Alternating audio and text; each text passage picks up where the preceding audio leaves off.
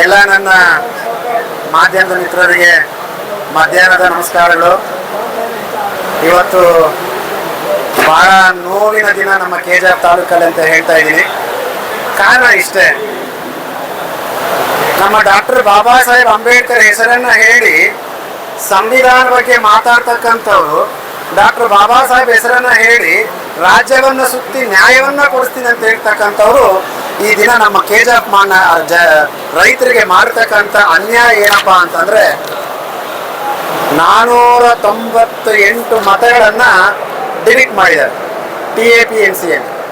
ಇದನ್ನ ಪ್ರಶ್ನೆ ಮಾಡಲಿಕ್ಕೆ ನಾವು ಇವತ್ತು ಸೇರಿದ್ದೀವಿ.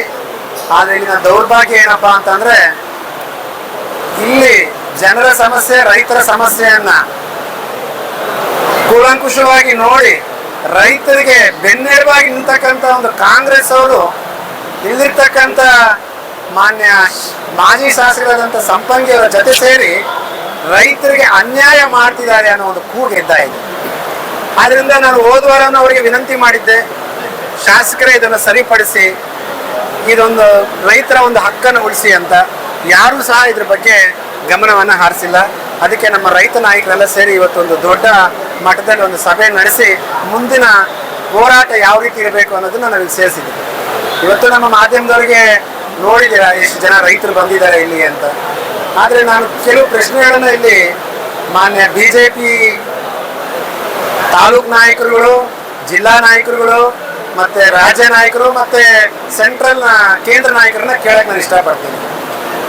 ಇಲ್ಲಿ ಕೆಜಿಎಫ್ ತಾಲೂಕಿನಲ್ಲಿ ಒಬ್ಬ ಭಾರತೀಯ ಜನತಾ ಪಾರ್ಟಿಯಲ್ಲಿರ್ತಕ್ಕಂಥ ಒಬ್ಬ TAPMCನ ಮತವನ್ನೇ ನೀವು ತಡೆದಾಕ್ತೀರಾ ಇದೆ ಅಂದ್ರೆ, ನೀವು ಬೇರೆಯವರ ಮತವನ್ನ ಹೇಗೆ ರಕ್ಷಣೆ ಮಾಡ್ತೀರಾ ಅನ್ನೋದನ್ನ ನಾನು ಕೇಳ್ತಾ ಇಲ್ಲ. ಕೆಜಿಎಫ್ ತಾಲೂಕಿನ ಪಕ್ಕ BJP ಕಾರ್ಯಕರ್ತರು ಕೇಳ್ತಾರೆ. ಮತ್ತೆ ನಾವೇನಾದ್ರೂ ಮಾತಾಡಿದ್ರೆ ಮೋಹನ್ ಕೃಷ್ಣ ಯಾವ ಪಾರ್ಟಿ ಅಂತಾರೆ.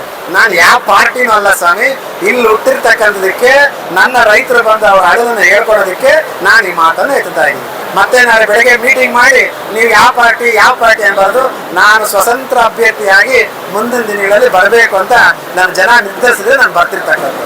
ಆದ್ರಿಂದ ನಾನು ಸಂಪಂಗಿ ಅವ್ರನ್ನ ಮತ್ತೆ ಕೇಳ್ತಾ ಇದ್ದೀನಿ, 2ನೇ ಬಾರಿ ನಿಮಗೆ ಆತ್ಮಸಾಕ್ಷಿ ಇತ್ತು ಅಂತಂದ್ರೆ ನೀವು ಗುಟ್ಟಳ್ಳಿ ದೇವಸ್ಥಾನಕ್ಕೆ ಬಂದ್ರೂ ನಾನು ರೆಡಿನೇ, ನಮ್ಮ ಕೆಜಿಎಫಿನ ಪೆರಮಾಳ್ ದೇವಸ್ಥಾನಕ್ಕೆ ಬರ್ತೀನಿ ಅಂದ್ರೂ ನಾನು ರೆಡಿನೇ.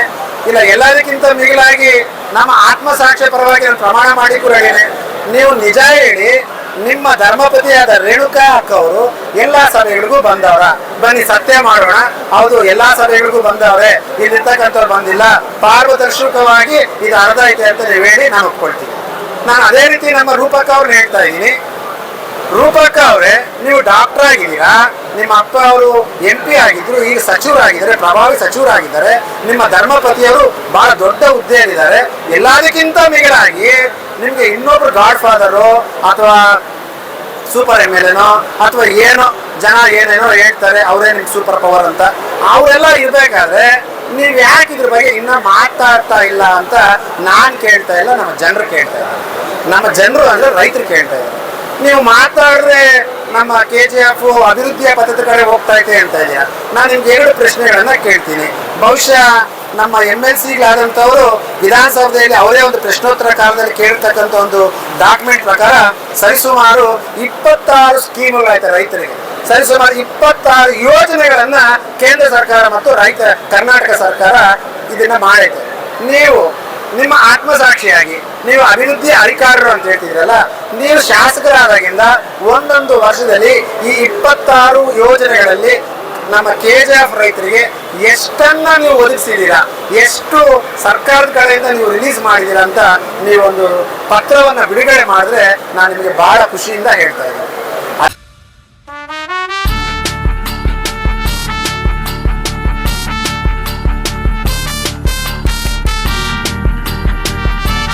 ಅದೇ ರೀತಿ ನೀವು APMC ಕಾಯ್ದೆನ ಅಥವಾ APMCನ ನಾನು ಸ್ಥಾಪನೆ ಮಾಡ್ತಾ ಇದ್ದೀನಿ, ರೈತರಿಗೆ ಒಳ್ಳೇದಾಗ್ತಾ ಇದೆ, ರೈತರ ಭವಿಷ್ಯ ಉಜ್ವಲ ಆಗತ್ತೆ ಅಂತ ಇದ್ದಾರೆ. ನಾನು ನಿಮ್ಮನ್ನ ಒಂದೇ ಒಂದು ಪ್ರಶ್ನೆ ಕೇಳ್ತೀನಿ ರೂಪಕ್ಕ ಅವರೇ, APMC ಏನು? ಮಾರುಕಟ್ಟೆ. ಏನಕ್ಕೆ ರೈತರು ಬೆಳೆಯೋ ಬೆಳೆಗಳಿಗೆ ಎತ್ಕೊಂಡು ಕೊಟ್ಟರೆ ಒಂದು ಒಳ್ಳೆಯ ಬೆಲೆಯನ್ನು ಕೊಡಲಿಕ್ಕೆ APMC ಅಂತ ಮಾಡಿದ್ದಾರೆ. ನಿಮಗೆ ಡಾಕ್ಟರ್ ಅಂತ ಹೇಳ್ತಾರೆ ನಿಮ್ಮ ನಾಯಕರುಗಳು, ನೀವು ಬಹಳ ಓದಿದ್ದೀರಾ ಅಂತೀರಾ, ಸ್ವಲ್ಪ ಅದು ನಿಮಗೆ ಜ್ಞಾನ ಇರ್ಬೇಕಲ್ಲ ರೂಪಕ. ರೈತರು ಬೆಳಿಲಿಕ್ಕೆ ಆಗ್ತಾ ಇಲ್ಲ ಅಂತಂದ್ರೆ ಬೆಲೆ ಮೇಲೆ ಇಲ್ಲ ಅಂದ್ಮೇಲೆ APMC ಏನ್ ಕೆಲಸ? ಬೆಲೆ ಇಲ್ಲ ಅಂದ್ಮೇಲೆ ಅಲ್ಲಿ ಯಾರು ಬಂದು ಮಾಡ್ತಾರೆ? ಮೊದಲಿಗೆ ರೈತರಿಗ ಆಲ್ರೆಡಿ ಬರ ಪೀಡಿತ ಆಗ್ಬಿಟ್ಟೈತೆ. ಇನ್ನೇನು ಘೋಷಣೆ ಮಾಡೋದು ಒಂದೇ ಬಾಕಿ ಇರೋದು. ಇಲ್ಲಿರ್ತಕ್ಕಂಥ ಅಂಕಿಅಂಶಗಳ ಪ್ರಕಾರ 19,000 ಹೆಕ್ಟೇರ್ ಅಲ್ಲಿ ಬಿತ್ತನೆ ಆಗಬೇಕಾಗಿರೋದು ಈಗ ಕೇವಲ 1,500ರಿಂದ 2,000 ಹೆಕ್ಟೇರ್ ಮಾತ್ರನೇ ಆಗಿರೋದು. ಈಗ ಆಲ್ರೆಡಿ ನಮ್ಮ ಕೆಜಾಫ್ನ ಅನೇಕ ರೈತರು ಟೊಮೊಟೊವನ್ನ ನಾಟಿ ಮಾಡಿ 1 ವರ್ಷದಿಂದ ಬಹಳಷ್ಟು ಸಂಕಷ್ಟಕ್ಕೆ ಈಡಾಗಿದ್ದಾರೆ. ನಿಮಗೆ ಏನಾದರೂ ಕೆಜಾಫ್ ತಾಲೂಕಿನ ರೈತರ ಮೇಲೆ ನಿಮ್ಗೆ ಏನಾದರೂ ಸ್ವಾಭಿಮಾನ, ಅವ್ರ ಮೇಲೆ ಒಂದು ವಿಶ್ವಾಸ ಇತ್ತು, ರೈತರ ಪರವಾಗಿ ಇದ್ದೀನಿ ಅಂತಂದ್ರೆ ಕೂಡಲೇ ಯಾರ್ಯಾರು ಟೊಮೊಟೊ ಬೆಳೆ ಲಾಸ್ ಆಗಿದ್ದಾರೆ ಅವ್ರಿಗೆ 1 ಹೆಕ್ಟೇರ್ಗೆ 50,000 ರೂಪಾಯಿನ ಪರಿಹಾರ ಘೋಷಣೆ ಮಾಡಿ ಕೂಡಲೇ ಮರು ಬಿತ್ತನೆಗೆ ಅವರಿಗೆ ಅವಕಾಶ ಮಾಡಿಕೊಡಿ. ರೈತರ ಒಂದು ಕಷ್ಟಗಳಿಗೆ ರಾಸಾಯನಿಕ ಗೊಬ್ಬರಗಳು ಅವರಿಗೆ ಸಬ್ಸಿಡಿ ದರದಲ್ಲಿ ಕೊಡಿಸಿ, ಇಲ್ಲ ಉಚಿತವಾಗಿ ಕೊಡಿಸಿ. ನೀವು ಇಷ್ಟೆಲ್ಲ ಮಾಡಿದ್ರೆ ನಿಮ್ಮ APMC ಮಾರ್ಕೆಟ್ಗೆ ನಿಮಗೆ ಎಲ್ಲಾ ಪ್ರಾಡಕ್ಟ್ಸು ಎಲ್ಲಾ ಗೂಡ್ಸು ಬರೋದು. ನಾವು APMC ಮಾಡಿದೀನಿ, ಮಾರ್ಕೆಟ್ ಮಾಡಿದೀನಿ ಬಾ ಅಂದ್ರೆ ರೈತರು ಬೆಳೆದೇ ಇಲ್ಲ ಅಂದ್ರೆ ಎಲ್ಲಿಂದ ಬರ್ತದೆ ರೂಪಕ್ಕ? ಮೊದಲನೇದು.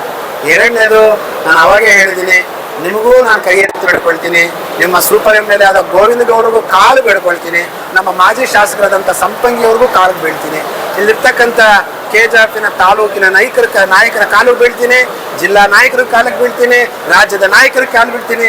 ಎಲ್ಲದಕ್ಕಿಂತ ಮಿಗಿಲಾಗಿ ಈ ದೇಶ ಕಂಡಿರುವಂಥ ಅತ್ಯುತ್ತಮ ವ್ಯಕ್ತಿಯಾದಂಥ ನರೇಂದ್ರ ಮೋದಿಜಿ ಅವ್ರಿಗೂ ಕೈ ಎತ್ತಿ ಬೇಡ್ಕೊಳ್ತಾ ಇದ್ದೀನಿ.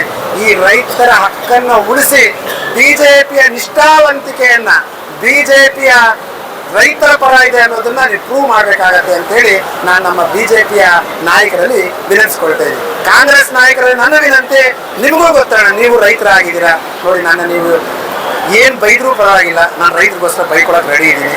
ನಾನು ನಿಮ್ಮನ್ನು ಕೇಳೋ ಪ್ರಶ್ನೆ ಇಷ್ಟೇ, ಟೊಮೊಟೊ ಬಹಳಷ್ಟು ಜನ ಅನ್ಯಾಯ ಆಗೈತೆ, ನೀವೆಲ್ಲರೂ ಸೇರಿ ಈ ರೈತರ ಹಕ್ಕನ್ನು ಉಳಿಸಿ, ಯಾರೇ ಟೊಮೊಟೊ ಬೆಳೆಯಲ್ಲಿ ನಷ್ಟ ಆಗಿದ್ದಾರೆ ಅವ್ರಿಗೆ 1 ಎಕರೆಗೆ 50,000 ರೂಪಾಯಿ, ಈಗ ಆಲ್ರೆಡಿ ಬೆಲೆಯ ಬರ ಅನ್ನೋದು ಘೋಷಣೆ ಆಗತ್ತೆ, 1 ಹೆಕ್ಟೇರ್ಗೆ ಅಟ್ಲೀಸ್ಟ್ ಒಂದು 50,000 ರೂಪಾಯಿ ರೈತರಿಗೆ ಕೊಡಿಸ್ಬೇಕಾಗಿ ಅಂತೇಳಿ ನಿಮ್ಮೆಲ್ಲರಿಗೂ ಹೇಳ್ತೀನಿ.